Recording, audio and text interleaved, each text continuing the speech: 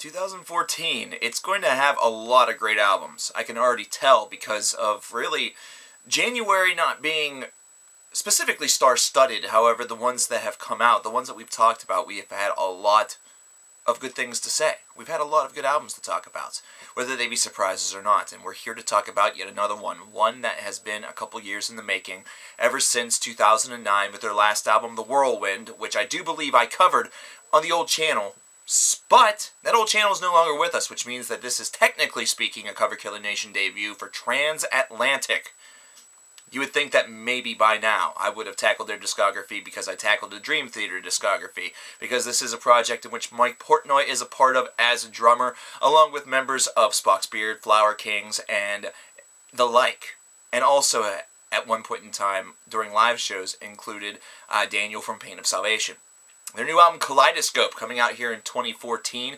If you don't know who Transatlantic happen to be, they are an epic progressive metal project or a progressive rock project, depending on how you really milk the line of where progressive rock and progressive metal really kind of meet.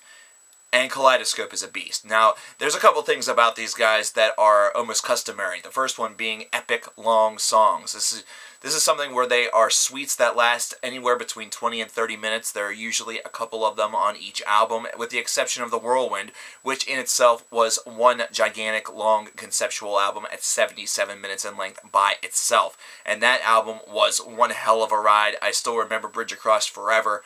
Just really everything that these guys have come out. If you are a big fan of progressive metal, if you like any of the bands that these individuals are a part of, Flower Kings, Spock's Beard, or in this case, Neil Morse's solo work, Dream Theater, you are going to find something that you really enjoy with this music, and it's going to take you deeper and deeper into progressive territory, and you're going to just love it more and more, because this is a super group. So you're getting a ton of different sides per song. Now, this album is no different. This album has 5 tracks in total on its main side. 2 of them are massive suites that are 25 minutes or greater, with Kaleidoscope, the title track, clocking in at 31 minutes and 53 seconds, easily the longest track on the album, with Into the Blue coming in second with 25 minutes and 13 seconds in length, which means you could watch the whole 10 Artists I Supposedly Hate video and still have 8 seconds left over on Into the Blue. The mix of this is absolutely imperative in scope. Whenever you think of Kaleidoscope, whenever you think about what that term means, you think of something that has many, many different colors, many different faces, many different images that sit and swirl around, and this is certainly an album that's able to prove that. It has heavy moments, it has melodic moments, it has calming moments, it has all sorts of different things for the progressive mind to really digest, and this is an album that does so very well. The 3 songs that are in the middle, in between these 2 massive songs, Shine, Black as the Sky, and Beyond the Sun, I almost feel pale in comparison. You almost wonder, well, where's the rest of it? But it's not really the case. Shine has actually gotten a bit of a music video to it, which has been released recently, and it is definitely an awesome song. These are songs that kind of take the pace in some different and more controlled directions, which is certainly a welcome respite after you deal with a 25-minute song such as Into the Blue that really takes you on a full journey, a full thrill ride. This is basically as close as you're going to get, aside from flat-out, chamber metal music, to really witnessing a band performing symphonies, if you really want to call it that. These are movements that just really scope an entire story. They craft an entire lore to it, and just lyrically are able to accomplish so very much. Now, specifically speaking, Kaleidoscope I have to mention because there is a moment from, I would say, about 8:50 to right around the 11:30 to 12-minute mark that essentially just inspired half of a lengthened songwriting project that I just did myself. All centered around the 3 words, "The River Flows." I mean, it's absolutely crazy what this can do to inspire you as far as your writing is concerned.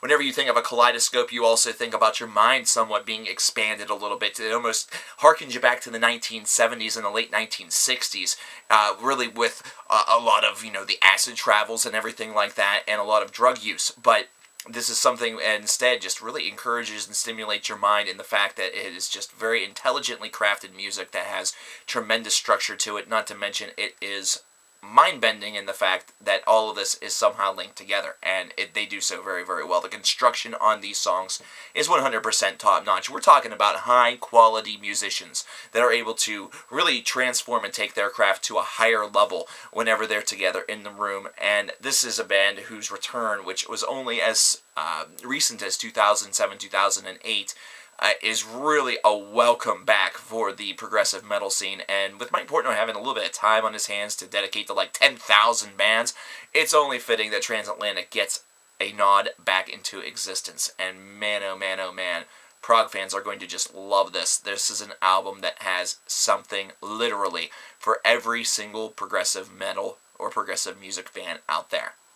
And if you can't find it on the main album, you can definitely find it on disc number 2, because disc number 2 is a parade of covers from great progressive bands of yesterdays. You know, bands such as Yes, bands such as Genesis, Procol Harum, Electric Light Orchestra. There's even a song on here by Focus. You know, they do a cover of Nights in White Satin, and these are all done with a lot of grace, with a lot of stylistic, you know, integrity and dignity. These are all very well constructed. This is a band that is no stranger to doing covers. They've done other Genesis covers. They've even tackled Beatles covers. This is awesome material. I really have to give a lot of credit where credit is due whenever it comes to this album, because the flow on it is absolutely resplendent. There's nothing that really keeps it from going seamlessly from one track to the other, or in the case of the epics, one movement to the other. Everything is connected and interlocked with a very fine-tooth comb, which is something that you almost need whenever you use and make and craft songs to this magnitude. And I just love the fact that you can sit down and listen to this entire record, even though it is close to 80 minutes in length. You can sit down and listen to it, and it just feels like the time, you don't know where it went. It just kind of bleeds off the clock, and you don't want to stop. You don't want to be interrupted. You don't want to do anything else. You don't even want to, you know, scan the room around you. You're just focused on this music, and you're transfixed by it. And that's something that is incredible about not only Transatlantic, but epic progressive metal in general. Got to give this album an 89 out of 100. A very, very strong score for this album, just because it is that good. It has that much stylistic grace behind it, but it also has a keen awareness of itself. This is not something where any movement is really going to feel as though it's overbearing. It's not something where any one portion seems to have a shine over the other. It's instead something that is beautifully accentuated where it needs to be and when it needs to be. And whenever you have music that has that much awareness to it, then you have a unified whole. You have an album that does not feel like one portion is trying to become larger than the rest of the parts, and instead it builds the perfect puzzle basically to completion. The only thing that I could really complain about this album is that I want more. I want a lot more. I want Transatlantic to release a new album like every month, but that's not going to happen, and that would probably grow old after a while anyhow. But what did you guys think about this album? What did you think about Kaleidoscope by Transatlantic? What do you think about this band, this super group? What do you think about the groups that it is made up of, the individuals such as Pain of Salvation, such as Spock's Beard, such as the Flower Kings, Dream Theater? Let me know. Let me know what you thought about this, because I'm really interested to find out.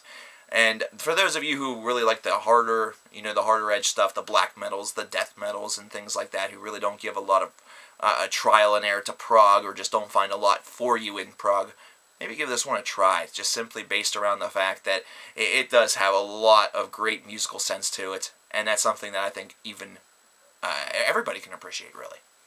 So what'd you think? Let me know.